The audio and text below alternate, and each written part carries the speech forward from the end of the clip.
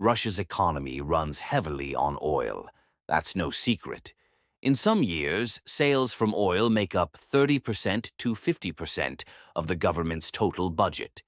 Crude and refined oil give Vladimir Putin billions in revenue, money he uses to keep his war in Ukraine going. But that stream of income is now under severe threat.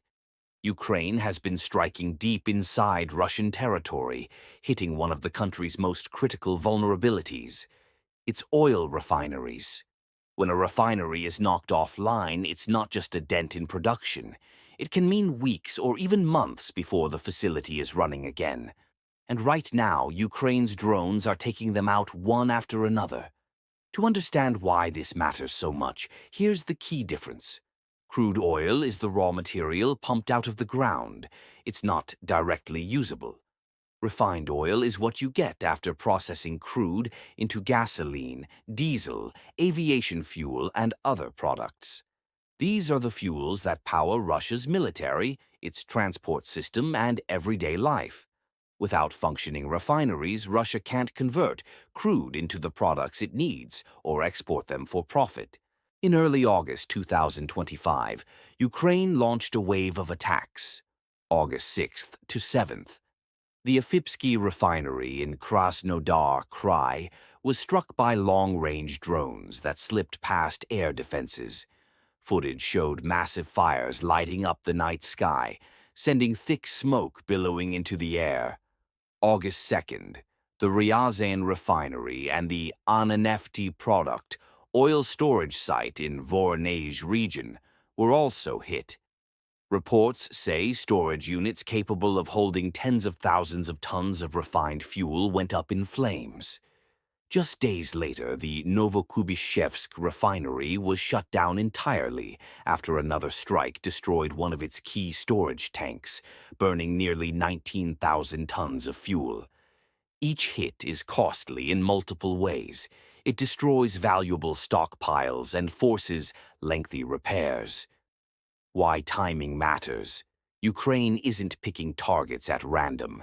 These August attacks happen during Russia's scheduled maintenance season, when output is already lower. Sanctions have made it harder for Russia to get spare parts, meaning repair work competes with routine maintenance for limited resources. That leaves Russia making tough choices: fix damaged refineries or keep other facilities maintained. Either way, output drops. Economic impact. The loss of refining capacity is already pushing fuel prices in Russia to record highs. AI 95 gasoline, used in millions of vehicles, is now close to $1,000 per ton, the highest ever recorded. Gas stations pass these costs on to consumers, hitting a population already dealing with high inflation, soaring interest rates, and a slowing economy. Ukraine's strategy is clear: make the war's costs felt by ordinary Russians, creating internal pressure on the Kremlin. Russia's response to keep fuel flowing domestically. Russia has restricted exports of refined products to non-CIS countries and ordered oil companies to allocate more fuel to the home market. But these measures cut into profits. Exports bring in more money than domestic sales. The export ban is officially temporary, set for August and September, but even Russian officials admit it could be extended if strikes continue. Bigger picture. For Ukraine, the benefits go beyond economics. Military pressure. Without refined fuels, Russian tanks, aircraft, and vehicles can't operate at full capacity. Psychological impact. Repeated strikes inside Russia show its people that the war can reach them directly. In 2024 alone, Ukraine carried out over 80 refinery and fuel base strikes, an average of one every few days. Combined with attacks on Russia's rail networks, this creates a double blow, destroying both the fuel supply and the means of transporting it. Environmental damage. Each refinery fire releases massive amounts of pollutants, carbon emissions, carcinogens, and contamination risks for local rivers and soil. While Putin has occasionally acknowledged climate change, His reliance on fossil fuels and ongoing war effort make environmental concerns a distant priority.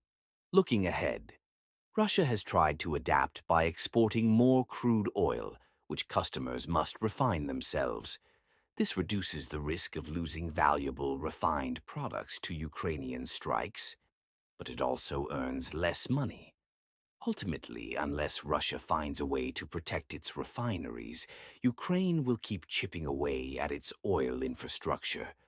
If the damage reaches a critical point, Putin could be forced to scale back or even end parts of his invasion, not because of battlefield losses, but because the fuel to fight simply runs out.